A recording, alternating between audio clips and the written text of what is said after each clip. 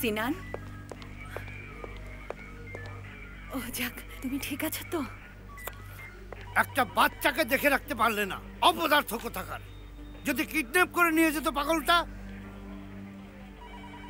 Sorry, আপনি যাকে পাগল বলছেন তিনি কিন্তু ওর বাবা।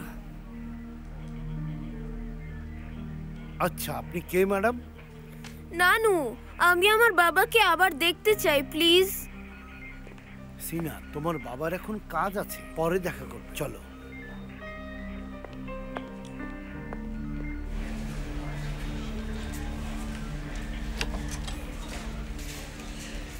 বাবা! সিনান,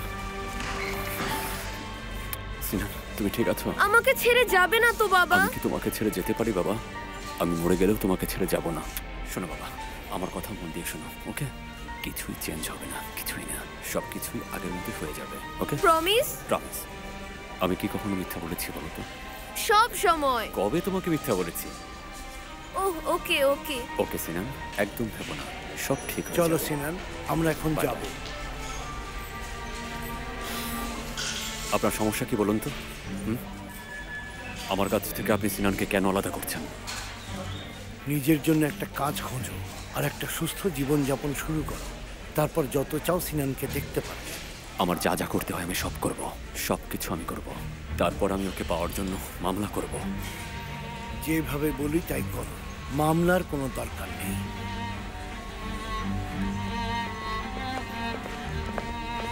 ছাড়ো, যেতে দাও।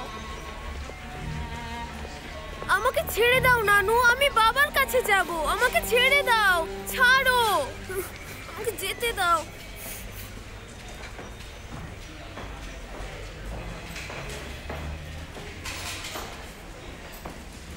কি খবর? কি হচ্ছে এখানে? ফ্যামিলি ড্রামা হচ্ছে। এমন সিচুয়েশনে কিছুই বলার নেই। দেখুন, এটা আমার বলা ঠিক না। প্রায় 1 বছর হয়ে গেল বাড়িতে যাননি। আপনার জন্য বাবা ওয়েট করছেন। ওয়েট করলে আমি কি করব? আমাকে বলেছেন আপনাকে নিয়ে যেতে। আমি না গেলে কি করবে সেফার? মাথায় গুলি করবে? আয়েশা, এসব কি বলছেন? আমি যাচ্ছি না সেফার, যা খুশি করো।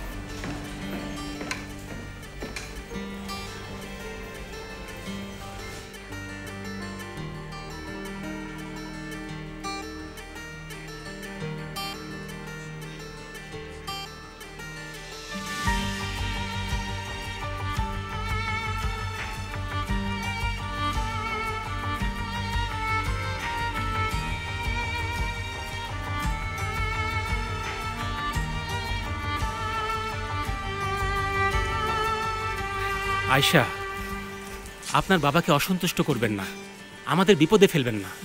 পরে বাবা রেগে যাবেন আর শাস্তি হবে আমাদের। দেখো, আমি যেতে পারি এক শর্তে। ওখানে একটা বাচ্চা কাঁদছিল, দেখেছো? দেখেছি।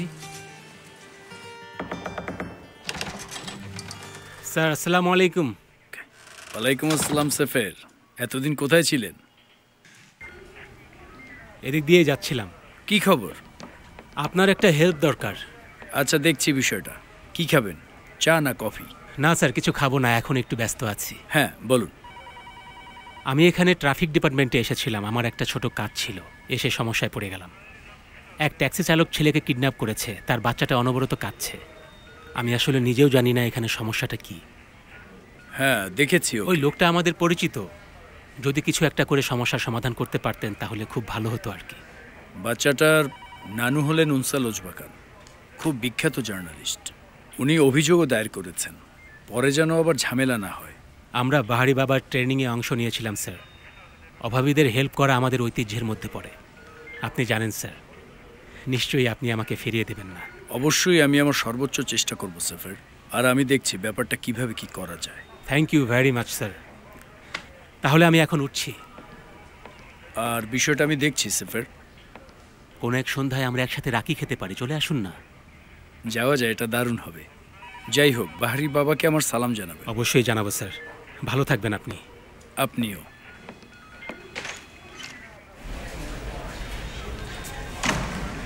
কি বললো? চিফের সাথে কথা হয়েছে, ওনাকে ছেড়ে দেবে।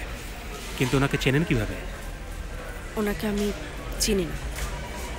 যাবেন? হ্যাঁ চলো।